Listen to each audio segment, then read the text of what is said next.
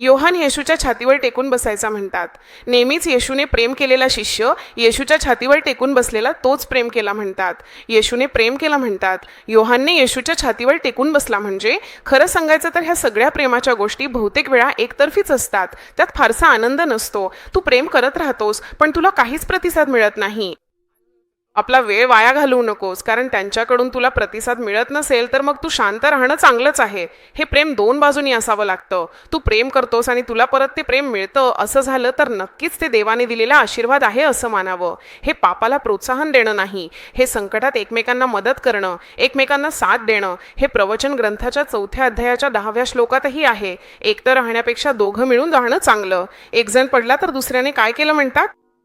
द्वितीय प्रदेशकांड 32 मध्ये असं म्हटलंय की एक जण 1000 लोकांना पळवू शकतो, पण 2 जण मिळून 10,000 लोकांना पराभूत करू शकतात. देवाची स्तुती. इतकी मोठी शक्ती आहे एकतेत. 2 जण मिळाले की 10,000 लोकांना तुम्ही सामोरे जाऊ शकता.